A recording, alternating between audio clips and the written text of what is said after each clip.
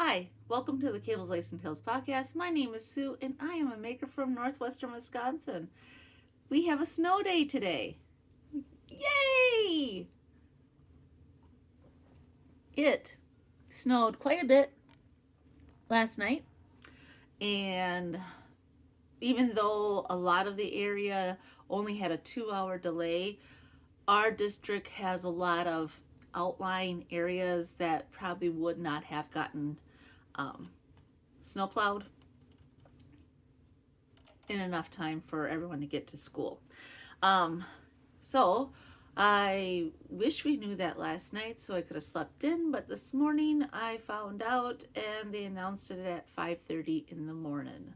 So we have been enjoying some quiet time at home. My daughter is off in her room doing her own thing, and I also shoveled the amazingly heavy road snow out of the driveway. So that was fun. And then I was working on doing in the ends for my dishcloths, which I'll get to in just a second.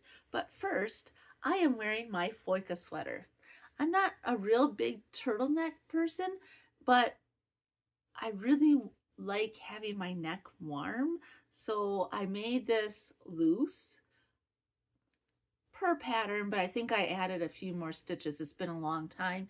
You could go back and see some of my progress on that. You can see here, for example,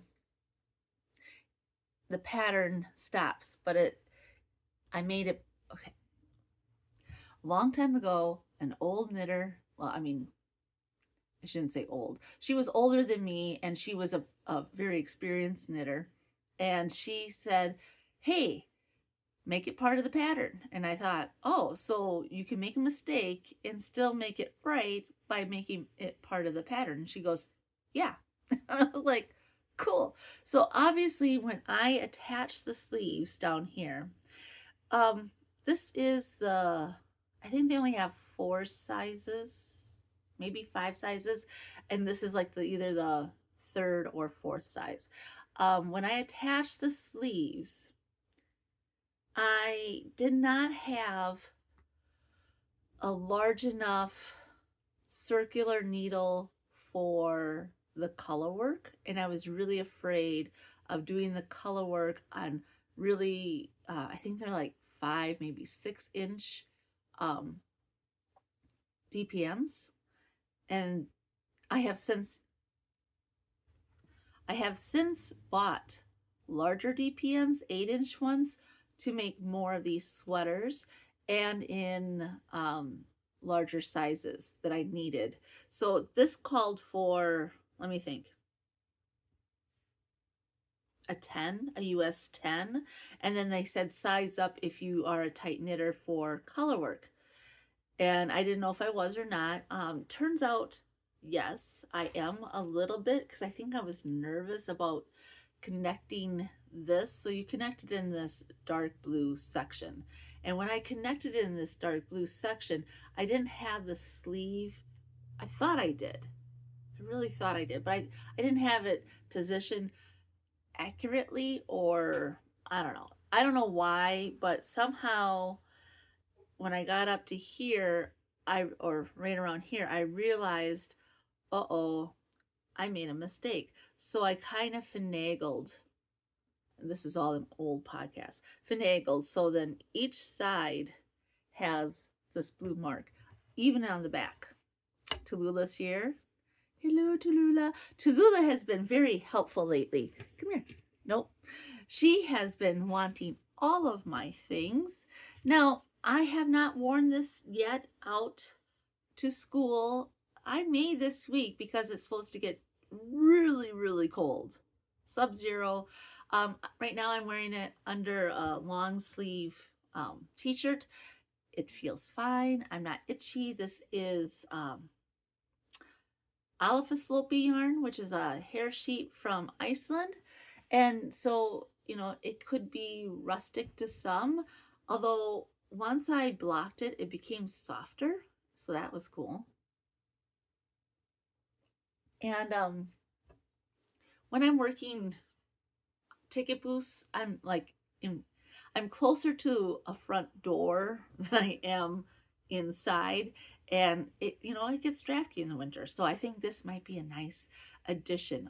And then if I do get hot, I may, you know, I will always have like a t-shirt underneath it so I could remove it. But I found yesterday when I was at work wearing a different wool sweater that I don't get hot in my wools.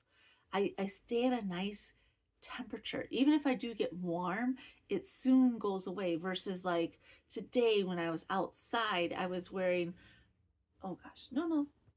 She is determined to destroy what's in this bag.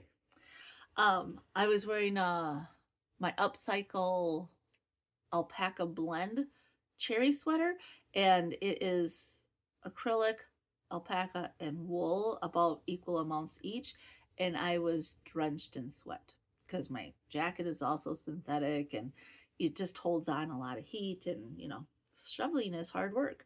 So yes, I decided to showcase this since I haven't been able to really wear it because I finished it late last winter when it was just too warm to wear something like this. I do have a little grandma scarf right here because I am so sensitive around my neck. I don't know if the fabric would bother me. I mean, I am inside. It does get warm in here. It would be different if I was outside. Please don't. And it's more of a, I hate turtlenecks. Why would I make a turtleneck? I'm getting better. Okay, so when I was a kid, I used to do this. Like I couldn't breathe.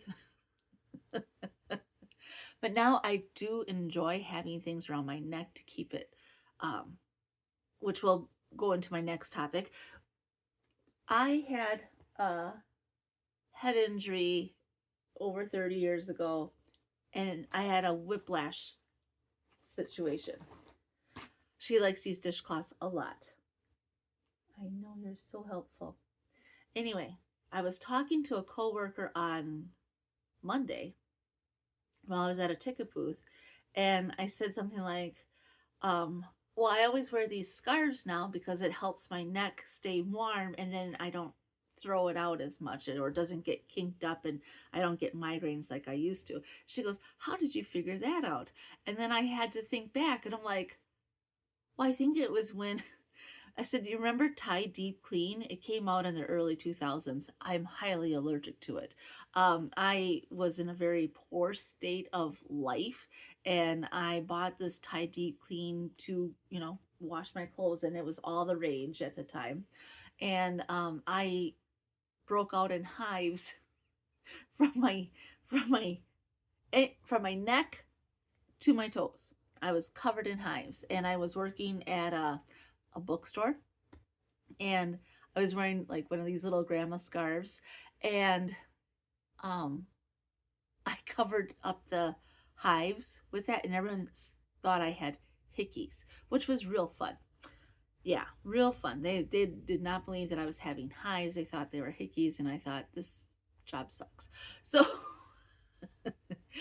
also, another little tidbit, my grandma always would wear a scarf around her neck, and she would like take it on, take it off, and it would just keep her at that right temperature. Because I remember asking her about it once, and I thought, so I bought some probably late 90s, early 2000s, and then I started wearing them then with that allergic reaction, and I realized, oh, I'm not getting migraines like I used to. And so I started wearing them all the time, and my neck felt better. So then let's fast forward in time. I was watching Retro Claude, and she was stating that she was going to this, I don't know if it was a Victorian ball or it was something historical ball. And she has mobility problems or issues.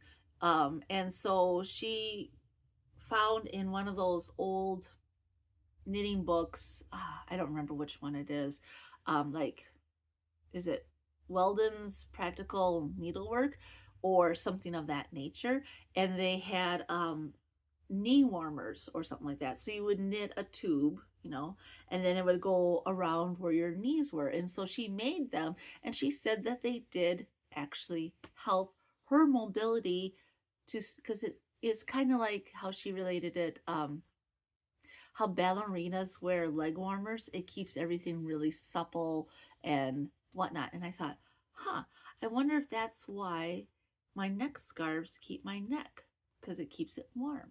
So as time has gone on, I am learning to like turtlenecks or scarves or whatnot around my neck. So everyone can evolve, as time goes on. We should all evolve, right? Right.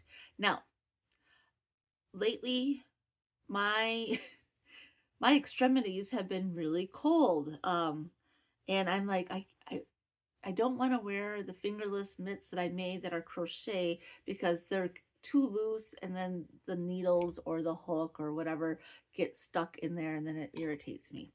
And when I made these, my intention was to like wear them to like the ticket booths or whatnot. And so the other day I was here at home, freezing. I was so cold, like my body had just gotten to a point of where it was too cold, that my nose was too cold and my wrists were cold. I don't know if I'm trying to think. I think it was on Monday night when I got home from the ticket booth, because it was just cold, and then you're driving home and the steering wheel is cold and you just get really cold. And I have a history of not dressing appropriately for the winter. And then, I used to smoke too. So my hands get really cold, my feet get really cold. And then now my nose gets really cold, which is kind of funny. So, I have been using my wrist warmers quite a bit, and they create just enough warmth that I feel like I'm being regulated again. It's amazing. So, sometimes people make things and then they don't use them. I am finding that I use all of my knits, from my socks, which I'm wearing a pair right now, to my wrist warmers. I have mittens. I want to make some hats because I've been wearing the same hats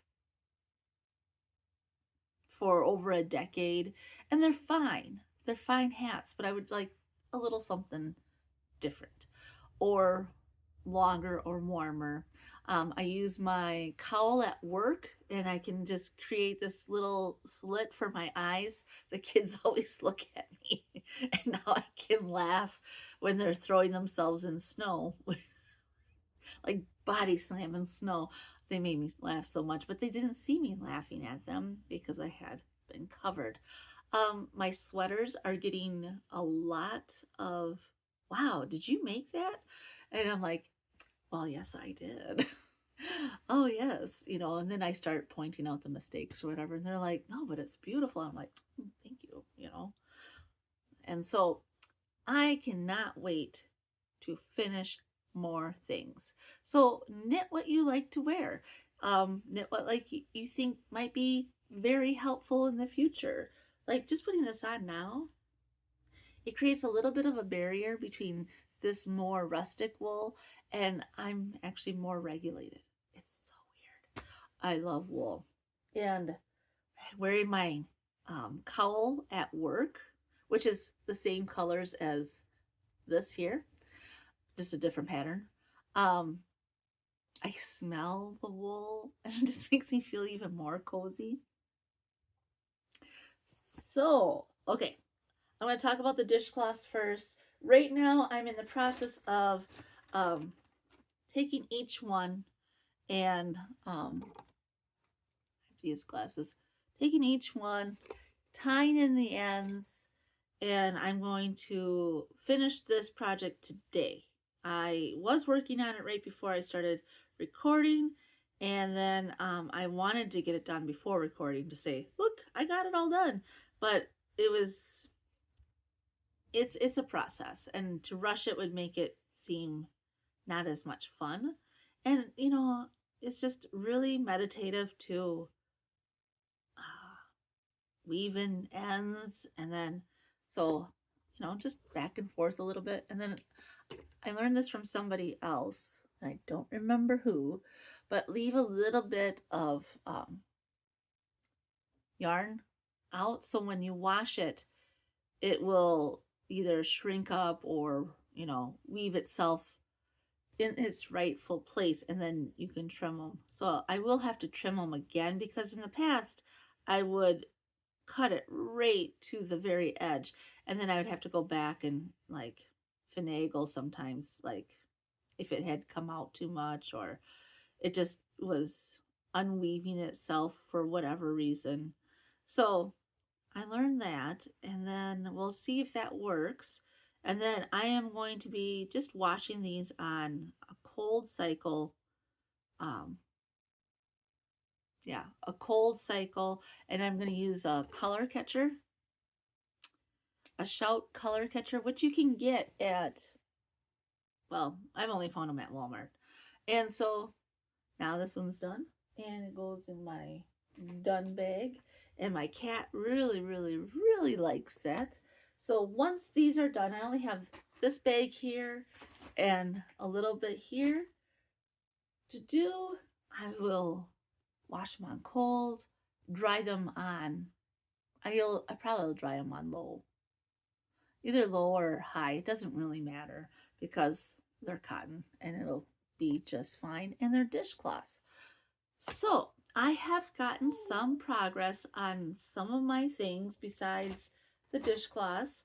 I did bring this cardigan back out because I wanted to do something while at a hockey game. And I didn't want to do a dishcloth, but I didn't want to like think about what it was. And it can be kind of snowy and dirty there because, it's hockey and it's a rubber floor, and is it cleaned very often? Yada, yada, yada. It's not like it's at school. So I'm working on, I believe, a front. And this is my palette cardigan. Hi, Nell. How are you? She's right over here. Hi, baby. She came to say hello. This is Knit Picks palette, and I got this colorway like, I'm trying to think, 7 years ago. So they have something similar to this, but maybe not a marled anymore, or if they do have a marled, I don't know the name that they're using. This is Camel Twist, and it's 100% Peruvian wool. It's a fingering weight. I do have a different cardigan made out of a similar colorway. It's just a 2-ply. I'm using US 3, I think. Double check. Yep. A 3.25 millimeter or a US 3 for the main body of the sweater. I think I'm using a US 2 for the ribbing. I did a 2x2 rib just for something different. I think I'm going to stick to this plan. I plan to do a V-neck collar for this, and I am using one of my favorite books, Ann Bud's knitting pattern book.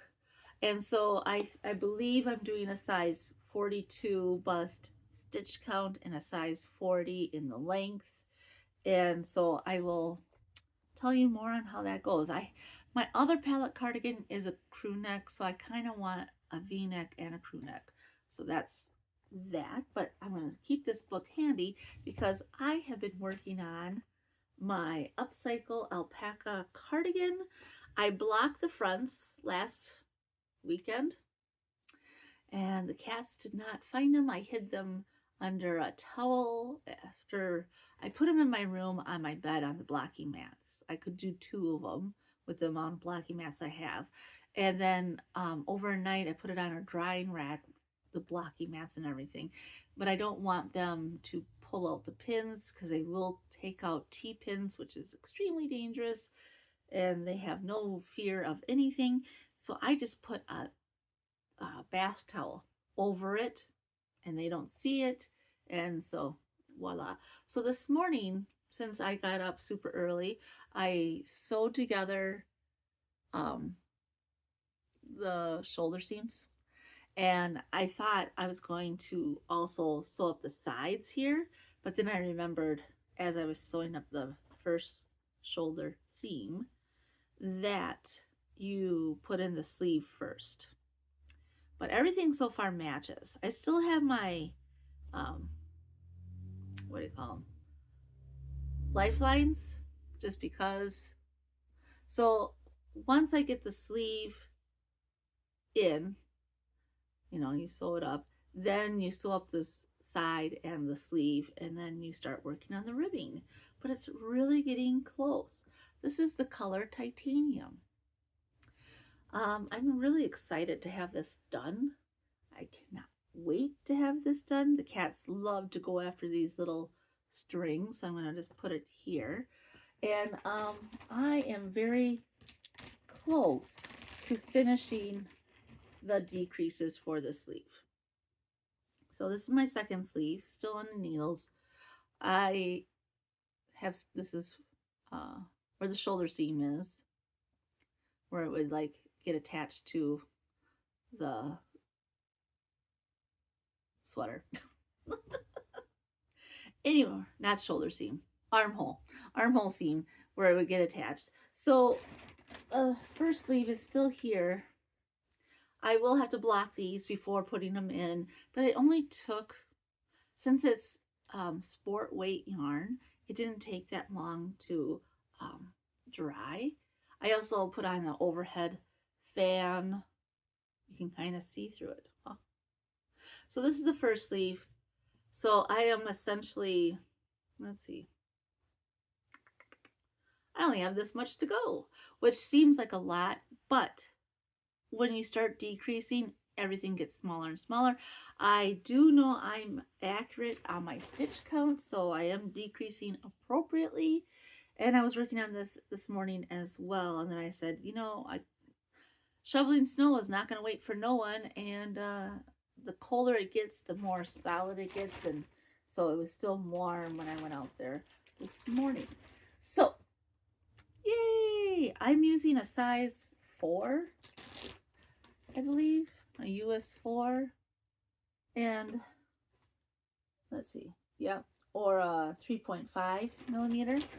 Both of these sweaters that I just mentioned, my palette and my upcycle, I'm using the Knit Picks Reflections interchangeables, the lace set and the regular.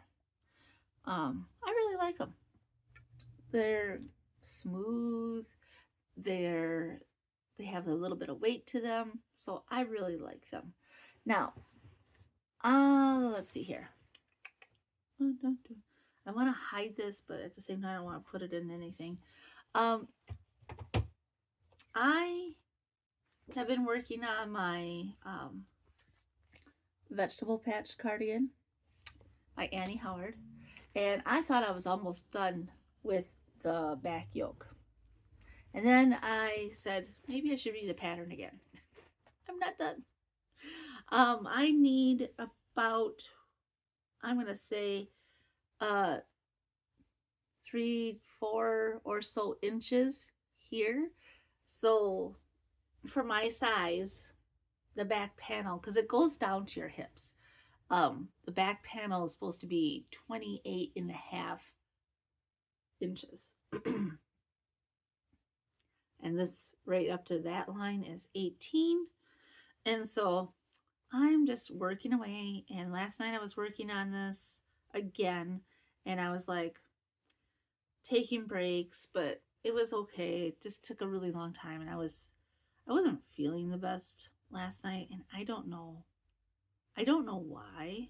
I don't know, it was just weird. Like,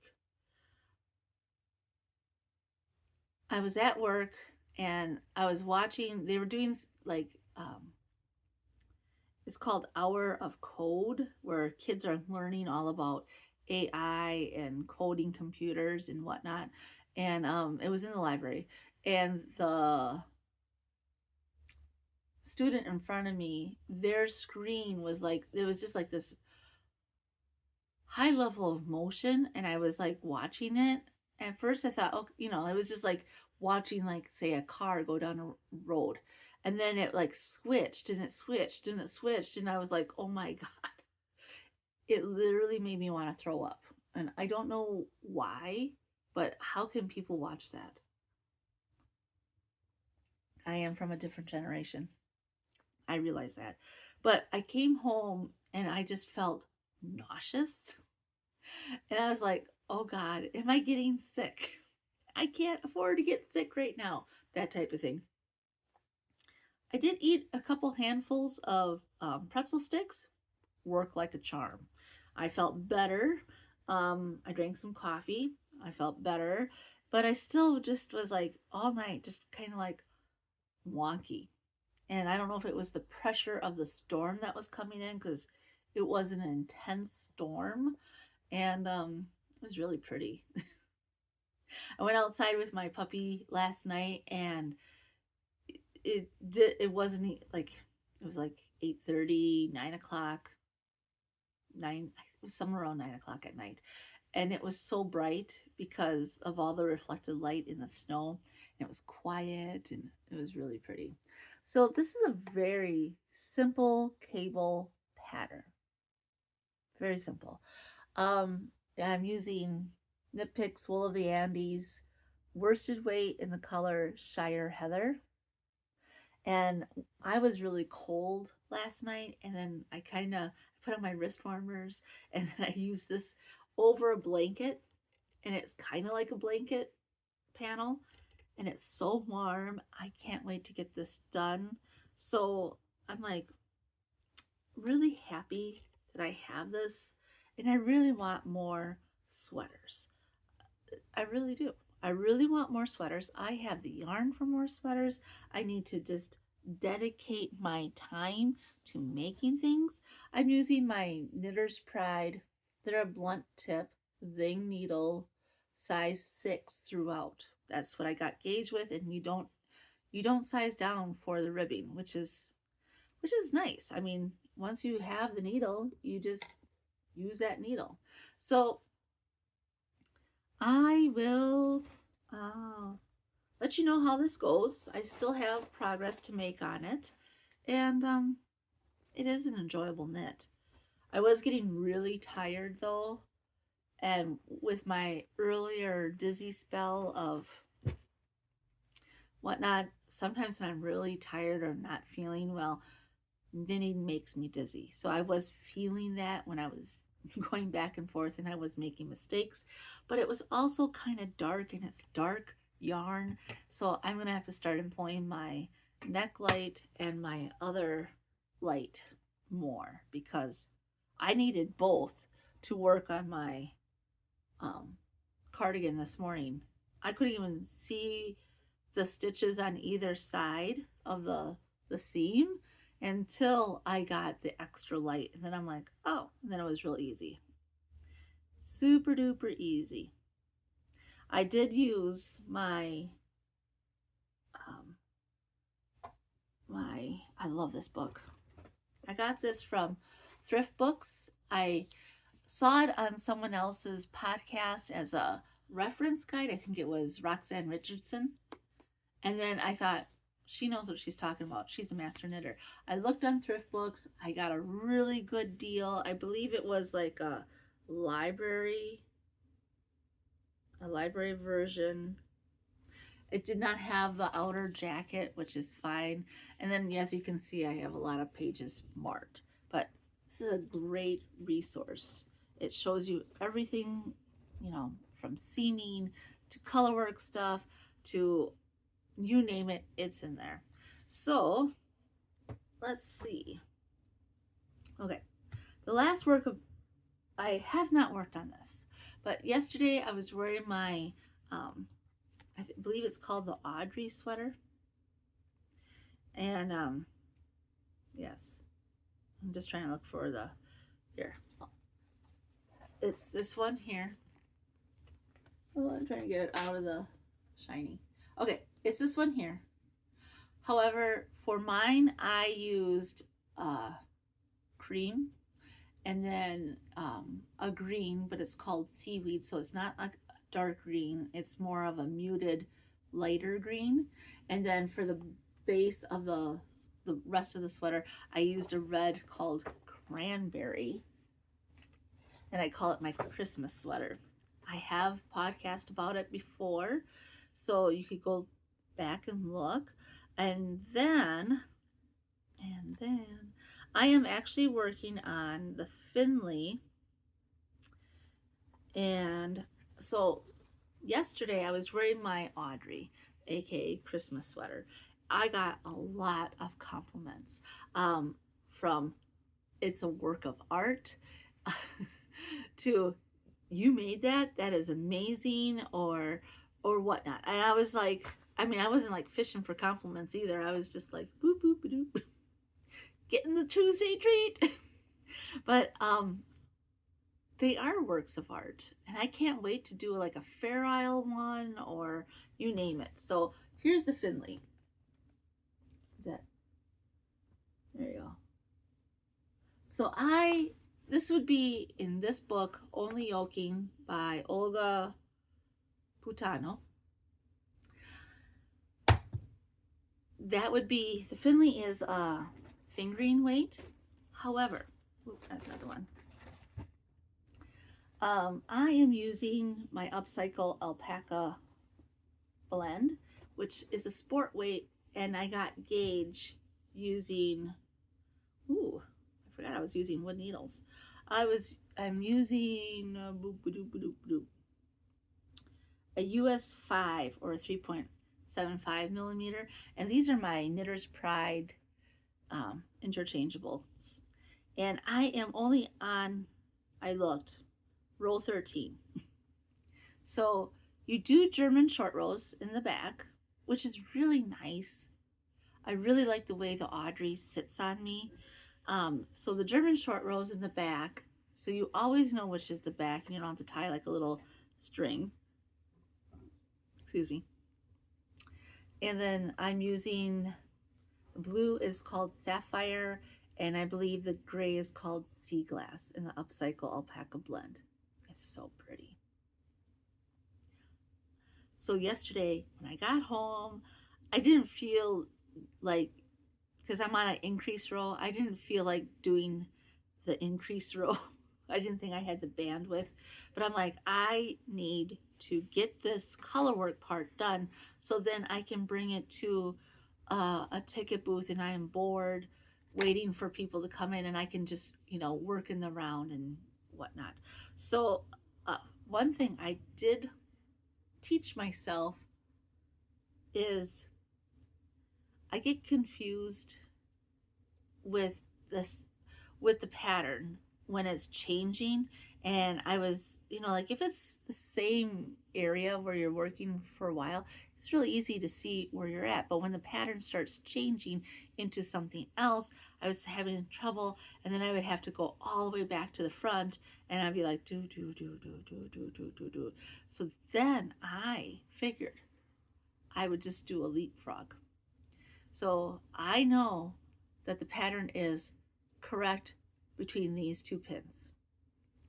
And then I would work the next section, and since I have a stitch marker here, I know I said to myself, this is also correct. So then I'll use this stitch marker and move this pin over to here. So I always know that I'm doing it correctly in that section. So this is so pretty. It's going to be gorgeous. I can't wait. And now that I'm almost completed with the whole dishcloth project, I am bringing out my other knits and trying to get them completed as much as possible, because there's a lot of things I want to work on. I was working on this last night, and I set it off to the side, and because I wanted to work on my vegetable patch, and I tied up the bag. I tied up the bag just up, like this, and I took it and I turned it upside down, and I had it, I thought, hidden well enough. Well, a kitty who's laying over there, her name is Tallulah, is obsessed with this yarn. Obsessed. So I came out to the living room at one point. I think I was doing dishes and whatnot. And she took my yellow, it's called goldenrod. And so it was like, I was like, oh, no. And I got it back. It's not damaged. They didn't bite through it, but they were trying to kill it. And so this is Patton's discontinued linen yarn. It's a mixture of cotton and linen, and I'm using the colors sweet potato and goldenrod. And this is my Sailor Swift top. I really enjoy going around for the mindless knits. I do stop after 3 rounds so I don't get hand pain. I have noticed, and I did, so I gotta look at this here. I'm a little disappointed in myself. I was using a stitch marker to know where the beginning of the round is, you know, like a round stitch marker. And can you see how this hole has started? I wasn't tightening it up, or the changing of the color didn't work out correctly. And so now I have these holes here, and I don't know how to really fix it other than to like take some corresponding yarn and just like, you know, weave it together a little bit after the fact. Once I started taking this here, this is now my new stitch marker, and I'll just move it as this thing grows. I'll just move it up that row, so I know that this is the last stitch, this is the first stitch. But even doing that, I see that there's a little bit of gaping when I do the seamless color change. I mean, will it block out? I don't know. Will it be fine? Probably. It will be underneath the arm. So I haven't tried it on yet. I think it'll fit. It is stretchy. It does have some give to it. So I'm just gonna, I'll block it before I even mend that part up. Will it be even a thing I need to do? Because I don't really plan on wearing this like to the store. This is mostly for like wearing underneath a sweater, so I can wear something over it, and then if I do get hot, I could take it off or whatnot. So, but it's really pretty. I really like this yarn combination. So pretty. So this is a pattern by Veronica Lindbergh, or Kukukavika. Very popular. I did buy my pattern off of her website. Her and AKA Nora Knits had a collaboration last year for 50% off her patterns, and I got a few. And I can't wait to make more because it is a really, really well written pattern. I believe I am using a 2.5, the Reflections lace set for my needles. They're really nice. I like them a lot. I just have a simple hair tie holding them together. Another thing my cat likes to steal. Thankfully, she hasn't destroyed the needles. Knocking on wood, because I do not want her to destroy the needles. Now, last night, right before bed, I got a surge of energy, and I said to myself, I wonder if I could take a different motif and make different wrist warmers, you know? So in the book, Knitting Like a Latvian, or Knit Like a Latvian, I have 2. I actually got it out of this book, but there's the second one. There are different wrist warmers, okay? I was thinking about making them for a friend, and I didn't know, like, if they would want like a floral, which seems to be most of the cases for the wrist warmers, that they're floral. And I thought, well, is that a thing where it's just a male, or I mean a female size? What about if it was for men? Because I don't know if these are designed for anyone but females. I don't really know. Or if they're unisex. I don't know. The only hands I see in these pictures seem to be attached to a female person. And so, like here's another picture. I mean, you don't really know, but you can kind of tell that it's a smaller hand. So, a while ago, maybe 2 years ago now, I saw this book at a library, at a public library. And I am Scandinavian on one side of, well, probably both sides of the family. And so I'm just going to show you. So in this book, this is only one page, but as you can see, there are so many different motifs. And then you go further into the book, and then they show you this and that and the other. I don't want to get too much into it because I don't want to give it away.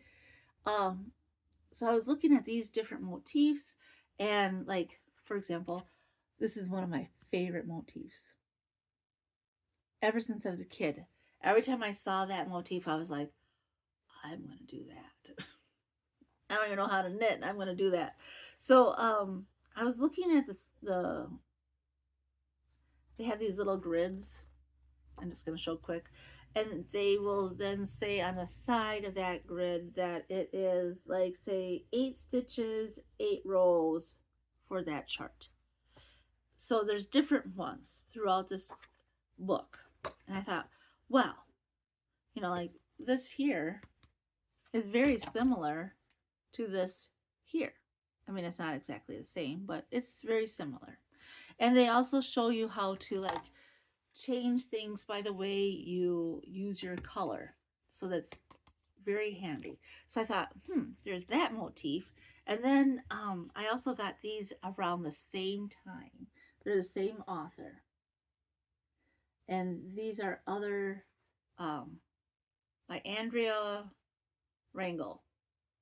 There are other motif patterns in the back of her books. Does this have patterns? Yes, this does have some patterns. This one here, it does have some patterns. Here's another version of mittens. But it doesn't have a lot of patterns. Mostly the motifs. So this one does have patterns. But the reason why I got it was to see there's just so many different types of I'm just going to hold it off to the side here. There you go. So many different motifs, more modern, mixed with traditional, like, so here's like the traditional snowflake, right? But then on the other side, you got bats. So I mean, like, what if that person was goth that you're knitting for and they really like bats? I like the trees and the mushrooms. I'm trying to look for them. But there's even one with dolphins. I like dolphins. They're very intelligent. Lots of flowers. So like you got leaves and vines, and then on this other side you got aliens, bees, monkeys, caribou. Oh my gosh, so many different things. Dogs. You got cactus. And I don't really care for the spider one, but it's also above the dog paw one. So there's those. And like, I'm just going to show the front. So as you can see, there's dinosaurs and different types of leaves and crabs, dragons. I think this is a horse. I don't know if it's a unicorn. I mean, you probably could make it into a unicorn if you wanted to. Lots of flowers, snowmen. And I thought, huh, maybe I could take one of these motifs because they also tell you that it's a multiple of whatever. Like, say, one is a multiple of 11 plus 1 or a multiple of 22. And then they have it in the rows, so you could just count up the rows. Okay, so this one is a 6-row repeat, or this one is a 12-row repeat, and then you could just finagle something in here because you already know that this is 72 stitches around. Or what if you made it for a larger person and then now it's 80 stitches around or 96 stitches around? So I was like, ooh, and then I said, finish the other stuff first. And I was like, I should start another sweater. So obviously I have a problem, and that is not having enough time in the day to knit my things. But that's what keeps us young, is projects for the future, looking towards the future and keeping your mind active, because that is truly important. Now, I do have 2 sets of glasses. You wonder why? Why would you have 2 sets of glasses? Well, I don't need okay. I don't need glasses all the time, but I do need readers, and sometimes my lower what do you call them? Lower strength glasses. These are a 2.5. This is a 3. This really helped with sewing up the shoulder seams. So have the tools that you need is what I'm trying to say. Have the tools that you need. If you misplace your darning needles, have more. Put them in a place that you can find easily. Like for me, I made this little pouch. It's a link double crochet, and then I take my darning needle and I weave it into the back of the pouch. I have some others here for different sizes, you know. Sometimes I need a small, sometimes I need a large. And then I just put all my stuff in there, and then I know where it is. And I have multiples. So that is about it. I thought this was going to be a super quick podcast because I didn't really think I had that much to say, but I am a talker, and that is true. Now, this has been really comfortable. This has been super duper comfortable. I am going to employ this at work. It's going to get cold. It's Wisconsin. It's a cold winter, and this is going to be really nice to wear outside, watching the kids have a great time in a whole bunch of snow. This will be really nice because they come in onto the playground, the grounds crew, and they plow like the pavement areas, and they push it, and then we have snow hills because we're a flat playground. So other than that, enjoy your snow if you like it, and get outside in the winter. It creates a lot less seasonal depression. Being outside helps a great deal. And I consider myself very fortunate to have a job that forces me outside at least an hour each day, because I don't get sick as much as when I'm stuck inside. Fresh air does you good. So, well, thank you so much for watching. Thank you so much for subscribing and commenting and liking my videos. I truly appreciate it. I hope you're all doing well. Until next time, take care and have fun. Bye for now.